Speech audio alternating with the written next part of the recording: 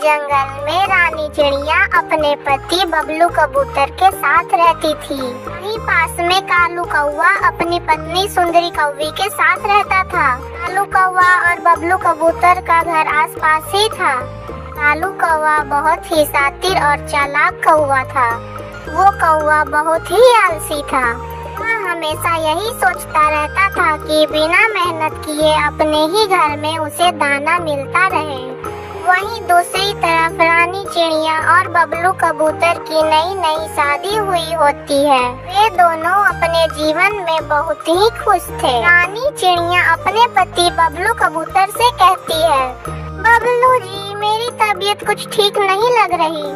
बहुत थकान महसूस हो रही है मुझे। चलो रानी चिड़िया, मैं तुम्हें बुलबुल के पास ले जाता हूँ।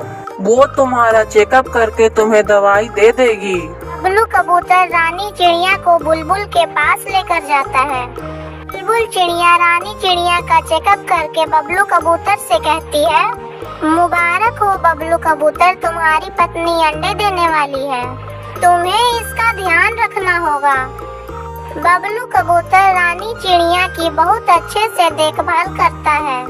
इसी तरह से कुछ दिन बीत जाते हैं। रानी चिड़िया अपने घर में एक घोंसले में 5 अंडे दे देती है। रानी चिड़िया, तुम अंडे का ख्याल रखना, मैं काम पर जा रहा हूँ। बबलू जी, मुझे आपसे कुछ बात करनी है। बताओ रानी चिड़िया। क्या मैं भी आपके साथ काम पर चलूं? ये तुम क्या कह रही हो रानी चिड़िया? तुम इन अंडों को छोड़कर काम पर जाने की बात कर रही हो? कोई परेशानी है क्या तुम्हें? कोई परेशानी नहीं है बबलू जी। पहले तो हम 2 थे, मगर अब हम 7 हैं। मैं कुछ समझ नहीं पाया रानी चिड़िया। पहले तो हम सिर्फ 2 ही थे, लेकिन अब हमारे 5 अंडे हैं, यानी कि हमारे 5 बच्चे। कुछ दिन में जब वो अंडे से बाहर निकल आएंगे तो हमारा गुजारा कैसे होगा? अगर हम दोनों मिलकर काम करेंगे तो शायद हम दोनों थोड़ा हमारे बच्चों के भविष्य के लिए बचा पाएंगे।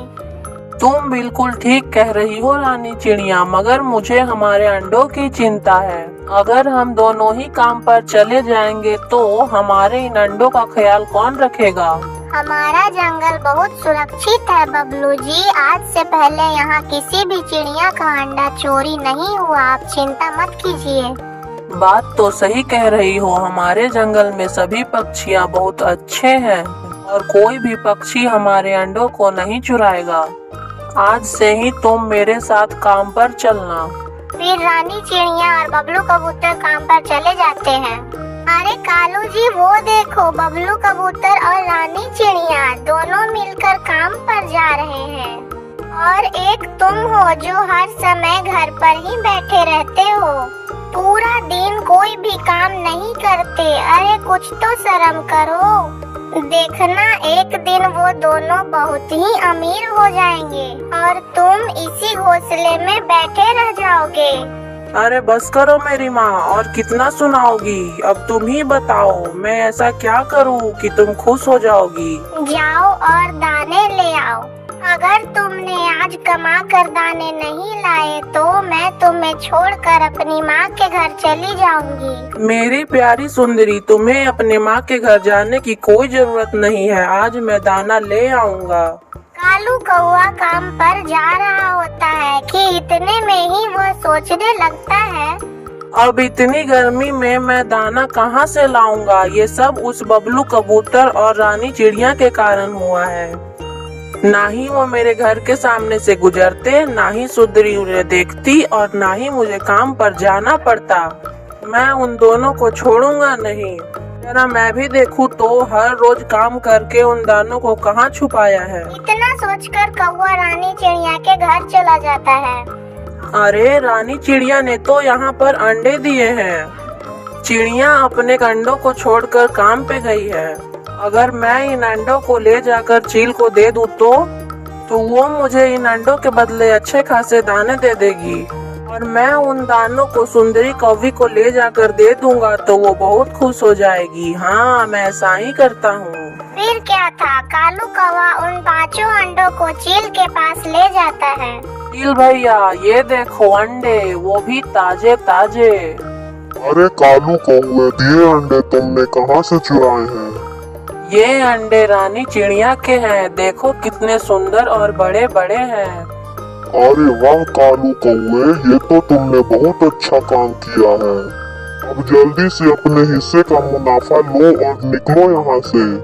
फिर कालू कौवा रानी चिड़िया के अंडों को चील को दे देता है और अपने हिस्से का दाना लेकर वहाँ से चला जाता है। कालू कौवा घर आकर सुंदरी से कहता है, अरे सुंदरी, मैं इतनी गर्मी में इतना काम करके आया हूँ और तुम मुझे एक गिलास पानी तक नहीं पूछ रही हो। पहले दाने दो, फिर मैं पानी पूछती हूँ। ये लो दाने। इतने सारे दानों में तो हमारा एक हफ्ता आराम से गुजर जाएगा। एक बात बताओ कालू जी, ऐसा कौन सा काम मिल गया है तुम्हें जो इतने सारे दाने तुम घर पर ले आए हो? अरे तुम छोड़ो इन बातों को, सिर्फ आम खाओ, गुठलियाँ मत गिनो।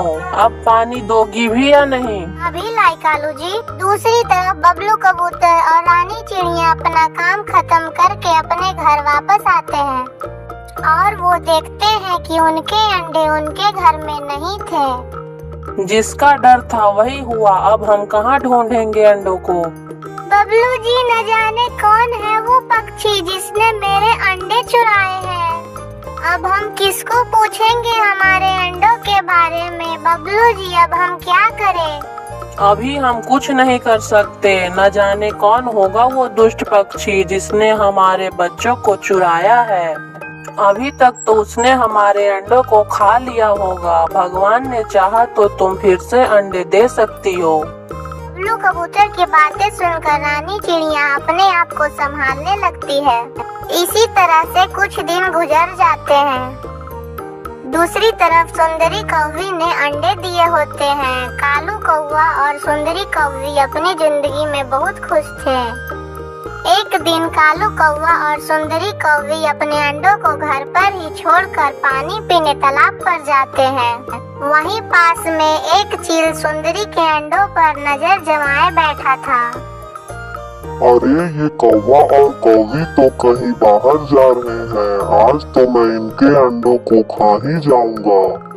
इतना बोलकर वो चील कालू कौवा और सुंदरी कौवी के घर के अंदर चला जाता है। अरे इस कौवी ने तो बहुत सारे अंडे दिए हैं, इनको तो अपने अंडों को संभालना भी नहीं आता।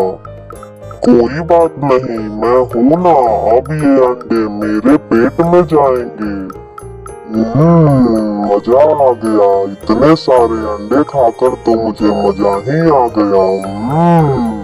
कालू कौवा और सुंदरी कौवी के अंडे खाकर फिर चील वहाँ से चला जाता है। कालू कौवा और सुंदरी कौवी फिर अपने घर आते हैं और वो देखते हैं कि उनके अंडे गायब थे। कालू जी, हमारे अंडे कहाँ गए? मुझे क्या पता सुंदरी, मैं तो तुम्हारे साथ ही था ना। जब हम यहाँ से जा रहे थे तब तो हमारे अंडे यहीं पर थे, और अब कहाँ चले गए? पता नहीं सुंदरी, हमारे अंडे कौन चुरा सकता है, मुझे तो कुछ भी समझ में नहीं आ रहा है।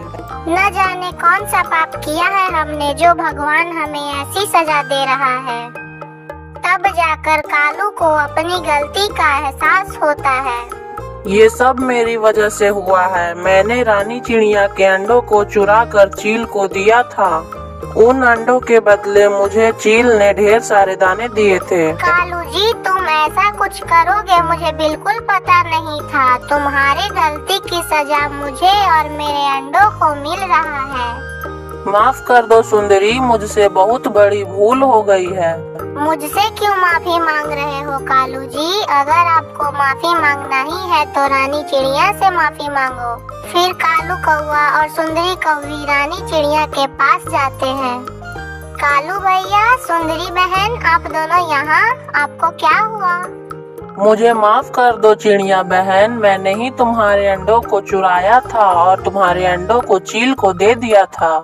रानी चिड़िया, इन्हें इनकी गलती की सजा मिल चुकी है। हमारे अंडे भी किसी ने चुरा लिए हैं। कालू बहुत शर्मिंदा है, तुम इसे माफ कर दो। कालू भैया, तुम्हारी गलती की सजा उस भगवान ने तुम्हें दे दी। चलो, मैंने तुम्हें माफ कर दिया।